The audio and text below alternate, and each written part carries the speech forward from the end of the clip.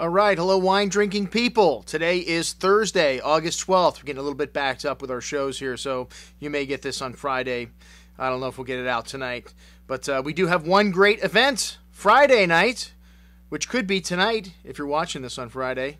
And we still have some room left for that. That's the Priorat tasting here at the store. And tonight, which is Thursday, we've got two events, one at Mancini's restaurant and one at the High Life Cafe. And I believe there's still room for either one of those. Not that you guys are going to hear about this in time, but it's been on the calendar for weeks. We got a lot of exciting stuff coming up the end of this month. Just a few seats left for our vintage Bordeaux tasting on the 20th. And then we've just got our first few reservations for the vintage Australian tasting the following Friday, which I am certain will sell out. We've got a lot of great wines lined up to go down that night. All right, but what am I trying to sell you today? Well, today we are doing something we normally don't do here at the Wine Watch. We are got a wine that's right around $10 we're putting out on our email. And, you know, it's not that we don't like $10 wines. There's a lot of wines out there for $10 today that are really nice little wines to drink every day. Just takes too long for the money to pile up when you sell the $10 wines. But we like to throw things out there every once in a while. We're sensitive to the needs of our people, our wine drinking people out there. And we know that the economy still sucks. And there's a lot of people out there that we're drinking $20 and $30 wines that are resorting to $10 wines. And like I said, there's a lot more really good stuff in that $10 price range. There are a lot of people trying to target that lower price tier. And there are a lot of brands today that are finding where their product is going to be priced at, and it's going to move because there's a lot of stuff, a lot of deals out there, which tells me the old price ain't working. So we're coming up with a new price for you. That's right, folks.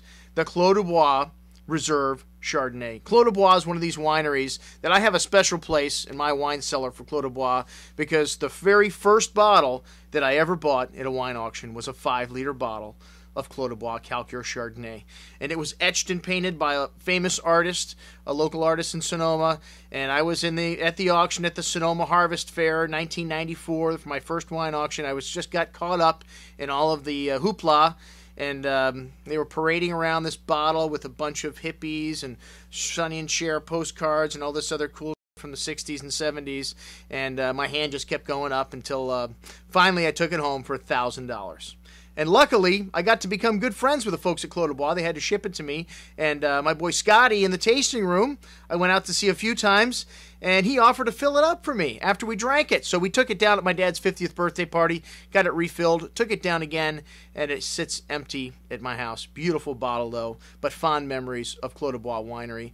And Frank Woods is a gentleman that started this winery in the 70s. Their very first vintage was 1974, a legendary vintage in California. And one of the things that most people don't attribute them for, which they actually did, was make the very first Bordeaux-style Meritage wine. This is a term that came up in the mid-'80s, I believe 1985, to kind of find a place to put wines that were made with Bordeaux varietals. Phelps was the first Bordeaux-style blend in 1974, but little do people know the very first Sonoma Bordeaux-style blend was the Marlstone, which was 1978.